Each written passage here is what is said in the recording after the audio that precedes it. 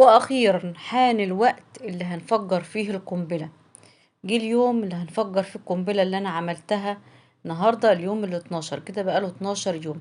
لو تفتكروا ان انا عملت معاكم الفيديو بتاع الفسيخ وقلت لكم استنوا هنفتحه مع بعض كمان 10 ايام، فاكرين ولا مش فاكرين؟ جه الوقت اللي هنفتح فيه، نسمي الله ونصلي على الحبيب، وما تنسوش لايك وشير كتير كتير كتير وتشجيع كبير، وهنشوف الفسيخ حصله ايه. وكانت المفاجأة، مفاجأة صدمتني لما شفت الفسيخ اول ما فتحته. شايفين الجمال؟ شايفين الحلاوة؟ شوفوا، اول مرة اخلل الفسيخ، وكنت مبسوطة جدا جدا وفرحانة انه الحمد لله انه طلع معايا مظبوط. هنشوف النهاردة كل حاجة مع بعض واحنا بنفتحه.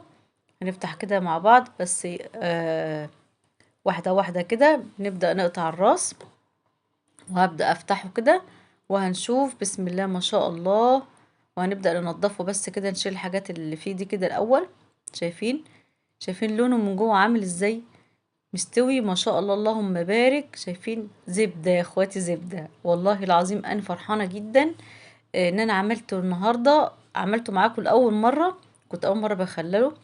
الصراحة لما كنا نفسنا تروح له كنا بنشتريه. طبعا انتوا عارفينه غالي قوي قوي بره يعني. والسنة دي فانا قلت اقرر اعمله. بس الحمد لله كنت خايفة منه قوي قوي لا يطلع مش كويس او يبوظ مني، بس الحمد لله.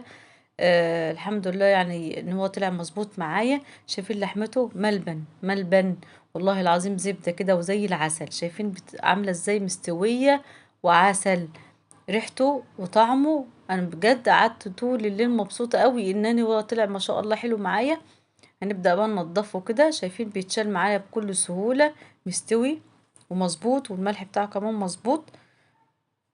شايفين؟ هنبدأ ننضف واحدة او اتنين براحتك خالص، نضفي اللي انت عايزاه. والباقي بقى لو انت مش عايزاه هتحتفظي بيه ازاي؟ بحتفظ بيه في اكياس، وبقفلها كويس جدا عشان ما تدخلوش اي هوا. وبحطها فين؟ في الفريزر. وقت ما تحبي تاكليها بتطلعي واحدة بتنضفيها برضو ساعة ايه على قد الاكل. شايفين؟ ايه رأيكم؟ حطيت عليها شوية زيت بقى كده وعصرة ليمونة، واديها بقى اكل بقى وبصل ونديها بقى. ايه رأيكم في الجمال ده؟ استنى بقى تقولوا لي رأيكم ايه وتشجعوني كده، عشان اول مرة اعمله وكلمة حلوة كده منكم. وانتظر تعليقاتكم ورأيكم، ويا ريت تشيروا الفيديو ده لأكبر عدد، ونعمل مع بعض الفسيخ.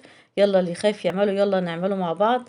شايفين الجمال؟ عسل عسل عسل والله. أنا مبسوطة جدا جدا، وهتبسط اكتر لما تقولوا لي تعليقاتكم ايه. السلام عليكم.